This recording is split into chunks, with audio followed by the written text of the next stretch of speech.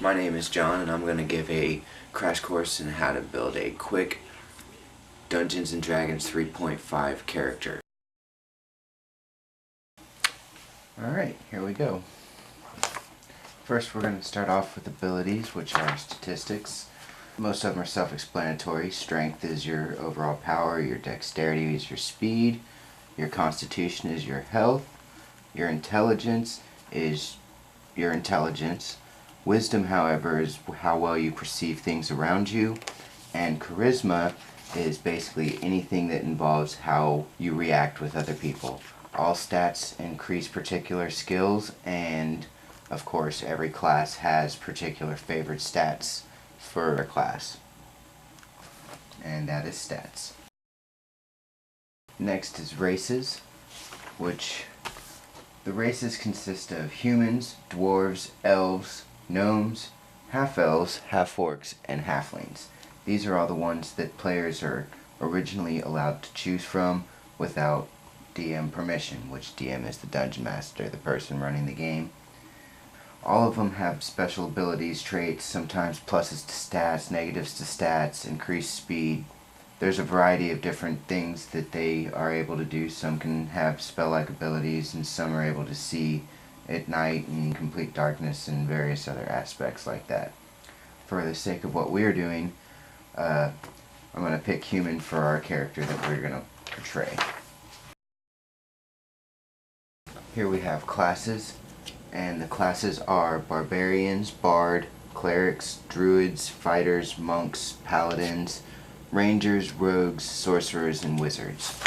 Now, we're going to go ahead and go with a fighter, but of course all of them have their various abilities. Barbarians are damage producers, clerics heal, sorcerers and wizards cast destructive spells, warriors are very similar to barbarians, paladins are holy warriors, let's see, rangers are people who live in the woods and are excellent scouts, but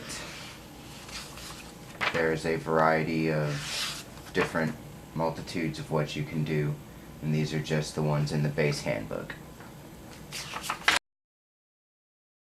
Moving on to skills. Skills are a variety, very vast. There's things as far as appraisal to using rope, knowledges, crafts, professions, disguise, opening locks, moving silently, speaking languages, spellcraft. All of these are able to be chosen, well, some are not able to be chosen by particular classes, but most are able to be chosen by all classes, and you get a certain amount depending upon what your class is. Fighters, for instance, get 2 plus their intelligence modifier, which as long as you have a 13 or higher, you get at least a +1.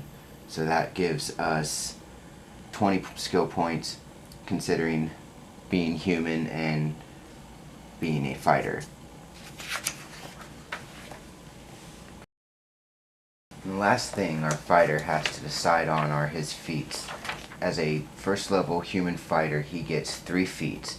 1 because of being human, 1 because he's a fighter, and 1 because he's level 1. Feats are just anything that you can think of that makes your character just a little bit better than everybody else. This is where a lot of what you could almost consider advantages come from, and they range in vast variety as well, from fighting styles, fighting abilities, casting abilities. Everything has improvements on it for every class. And that is the last thing that our fighter character has to do, because he starts off with a equipment package being a fighter, and that's all there is to it. This is just the character sheet that I wrote up for the fighter. It's got a lot of extra information on it that is not necessarily needed, so that's why it may look a little larger than it should, but that's it. Pretty simple stuff.